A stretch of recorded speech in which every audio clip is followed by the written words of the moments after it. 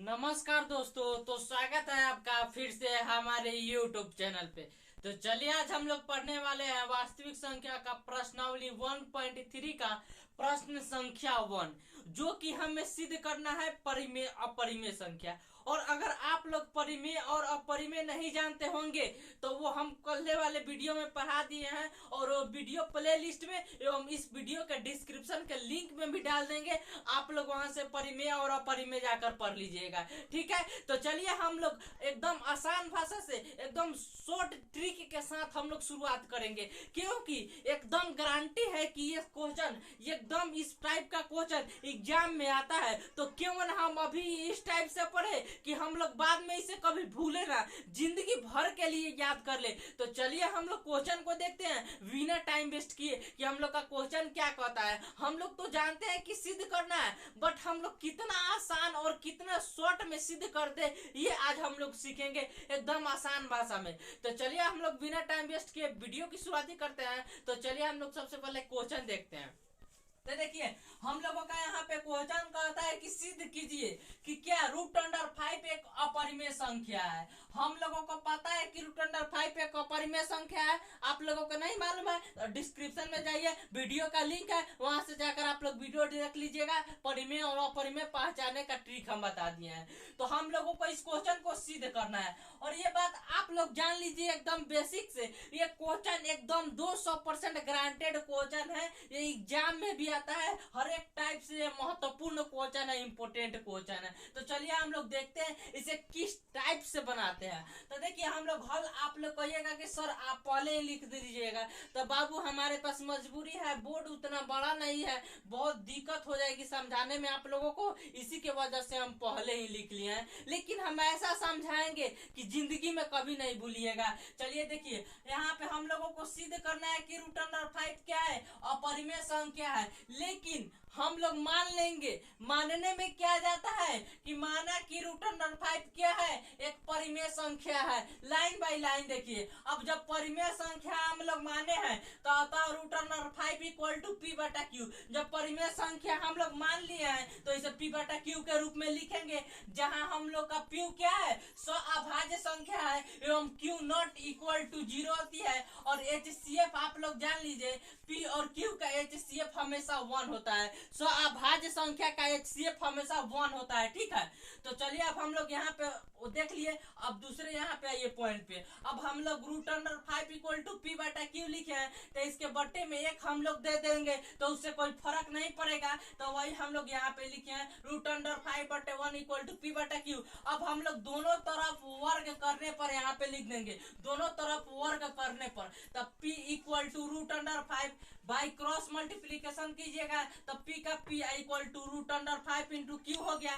अब दोनों तरफ हम लोगों को वर्ग करना है, तब p का वर्ग = √5 × q का वर्ग। तब p का वर्ग करेंगे तब p का वर्ग = √5 का वर्ग। आप लोग जानिएगा कि रूट से वर्ग करता है 5 एवं q का वर्ग। हम लोग इसे इक्वेशन 1 मान लेंगे, इसकी आगे जरूरत पड़ेगी। लाइन बाय लाइन समझिए। अब देखिए p²/5 यहाँ पे कैसे लिखे हैं, 5 यहाँ पे गुना में है तो इधर आके भागा में हो जाएगा, p²/5 आप लोग समझ रहे हैं, q² का q²। अब देखिए आप लोग का जब p² 5 से विभाजित मतलब p²/5 मतलब p² आप लोगों का 5 से विभाजित हो रहा है, तो 5 से विभाजित क्या p भी होगा। ये यहाँ पे एक कंडीशन होती है। मान लीजिए कि आप लोगों का यहाँ पे 6 क्या है, यहाँ पे 5 देखिए, मान लीजिए यहाँ पे आप लोगों का क्या 5 है, 5 आप लोगों का 5 से डिवाइडेड है, और 5 का आप लोग वर्ग कीजिएगा तो कितना आता है 25/5। ये भी 50 25 है, 5 एकम 5 मतलब 5 का वर्ग। जब p² 5 से विभाजित है तो p भी 5 से विभाजित होगा। समझ लिया आप लोग, इसे मिटा दीजिए, ठीक है। अब चलिए हम लोग यहाँ पे आगे बढ़ते हैं। अब यहाँ पे दूसरा हम लोगों का है, अब p = 5 पर हम लोगों को ये भी मानना है, जो यहाँ पे संख्या रहती है जितनी, अगर यहाँ पे 3 रहती तो 3r के जगह आप लोग कुछ भी मान सकते हैं। अब हम लोगों को मानना है, लेकिन जो संख्या यहाँ पे अवेलेबल हो वही संख्या हम लोगों को मानना है। अब इसमें भी हम लोग दोनों तरफ वर्ग करेंगे। अब यहाँ पे इतना हम लोगों को अपना से मानना है, p = 5r। अगर 5 के जगह यहाँ पे √3 रहता तो 3r मानते, r के जगह आप लोग a b c कुछ भी लिख सकते हैं। अब दोनों तरफ वर्ग करने पर तब p² = 5 5r², p² 5r², अब p का वर्ग कीजिएगा तो 5 का वर्ग कीजिएगा तो 25r² 25²। अब देखिए यहाँ पे देखिए p² का समीकरण 1 में रखने पर p² का मान, सॉरी यहाँ पे छूट गया है, p² का मान समीकरण 1 में रखने पर ये जो p² का मान है जो हम लोग इक्वेशन 1 मान है इसमें रखेंगे तो p² = 5q², यही ना हम लोगों का इक्वेशन है। इसमें हम लोग p² का मान कितना है 25r² रख दिए हैं। अब 5q² का ऐसा ही रहेगा। अब आप लोगों का 25r² इंटू में 5 है तो इधर आके भागा में हो जाएगा 25 50 25r² बच जाएगा। यहाँ पे q² का q²। यहाँ देखिए अब आप लोगों का r² इधर आएगा, ये गुना में है तो इधर जाके q² बटे 5 लग जाएगा। तो वही कंडीशन यहाँ पे भी है, अगर q² आपका 5 से विभाजित है तो 5 से q भी विभाजित होगा। अगर q² के जगह आप लोग 5 रख लीजिए तो 5 5 एकम कट जा रहा है, और 5 का अगर आप लोग वर्ग कीजिएगा तो 25/5, ये भी 50 25 कट जा रहा है। जब q² 5 से विभाजित है तो 5 से क्या q भी विभाजित होगा। और इसी कंडीशन पे हम लोगों का नियम देखिए क्या होता है, जब आप लोगों का p एवं q दोनों 5 से विभाजित है, दोनों 5 से विभाजित है तो दोनों का HCF हम लोगों का 1 आएगा नहीं आएगा। देखिए HCF स्वाभाज्य संख्या जब p/q में रहती है ना परिमेय संख्या, तो परिमेय संख्या का HCF हमेशा 1 आता है। लेकिन यहाँ पे देखिए आप लोगों का HCF में दोनों में 5 आया, तो 5 आया था आप लोगों का ये क्या एक आया 5 आ जाएगा HCF यहाँ पे। अतः HCF p एवं q का हम लोगों का यहाँ पे q का मान हम लोग इतना है 5, यहाँ भी p का मान 5, तब p एवं q दोनों क्या है 5 से विभाजित है, अतः इसका HCF ≠ 1 के बराबर नहीं होगी।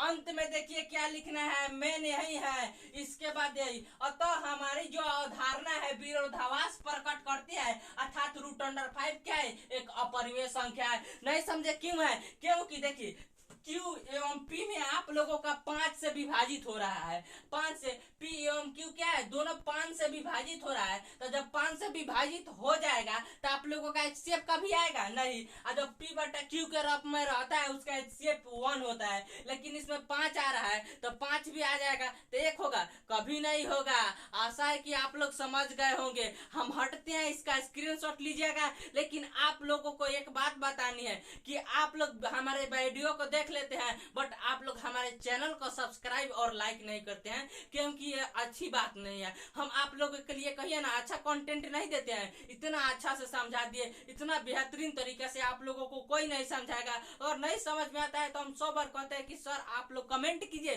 कि हम आप लोगों के लिए हाजिर हैं, बताएंगे तो बताएंगे। ठीक है, तो चलिए अब हम लोग मिलेंगे कल अगले क्वेश्चन पे। तब तक के लिए जय हिंद, बाय बाय। लेकिन आप लोगों से एक रिक्वेस्ट है कि आप लोग हमारे चैनल को सब्सक्राइब करते जाइए, जितने भी नए नए बंदे हैं इस चैनल पे। ठीक है, तो चलिए अब हम लोग मिलेंगे कल।